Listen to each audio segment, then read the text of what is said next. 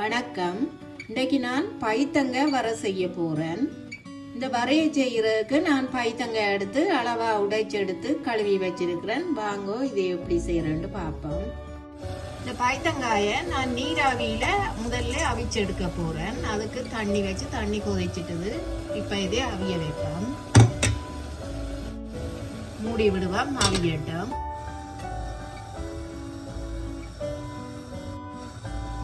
இப்போ பைத்தங்க அவிஞ்சிட்டுது. நான் இதை ரக்க போகிறேன். இப்போ இந்த வரையை செய்கிறதுக்கு சட்டி அடுப்பில் வச்சு கொஞ்சம் நல்லெண்ணெய் சேர்ப்போம். கடுகு பெருஞ்சீரகம் சேர்ப்போம். கருவேப்பிலை, வெங்காயம், பச்சை மிளகாய் சேர்ப்போம்.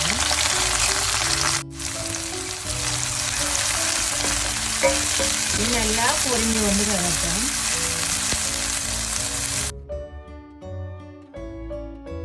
வெங்காயம் கொஞ்சம் கண்ணாடி பதம் பொரிஞ்சு கொண்டு வர நான் இந்த செத்தல் மிளகாய் சின்ன சின்ன வெட்டி வச்சிருக்கிறேன். அதை சேர்க்க போறேன்.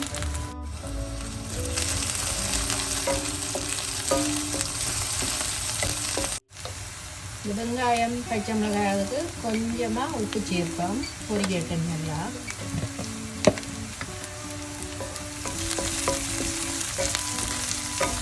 வெங்காயம் பொரிஞ்சு கொண்டு வந்துட்டுது. இப்போ நான் இந்த அவிச்சு வச்ச பைத்தங்காயை சேர்க்க போகிறேன்.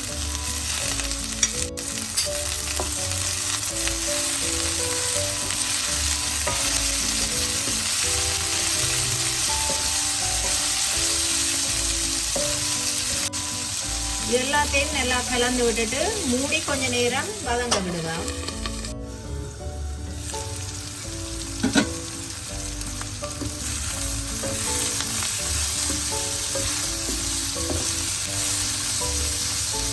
இந்த பைத்தங்க நல்லா வதங்கிட்டுது.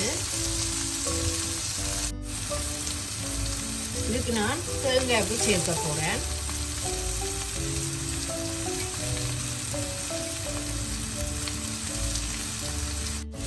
இதோட மஞ்சள் தூளும் சேர்ப்போம். சேர்த்துட்டு எல்லாத்தையும் நல்லா கலந்து விடுவோம். பைத்தங்க நாங்கள் முதலே அவிய வச்ச நாடி கன நேரம் வதங்க தேவையில்லை. அவிஞ்சிட்டது நல்லா பைத்தங்க.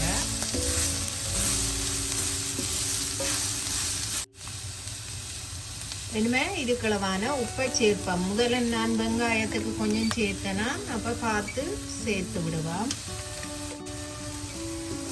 உப்பை சேர்த்துட்டு எல்லாத்தையும் நல்லா கலந்து விடுவோம். இனிமே அடுப்பை குறைச்சி விட வேணும். இல்லாட்டி தேங்காய் போட்ட நாடி கொஞ்சம் அடி பிடிக்க பார்ப்போம். இந்த பைத்தங்காய் ஒரு 2 நிமிஷம் இப்படியே இருக்கட்டும். அடுப்பை நல்லா நாங்கள் சிம்மில் விடுவோம்.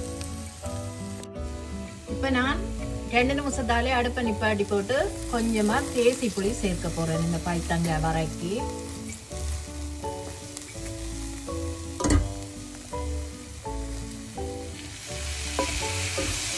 சேர்த்துட்டு எல்லாத்தையும் நல்லா கலந்து எடுப்போம்.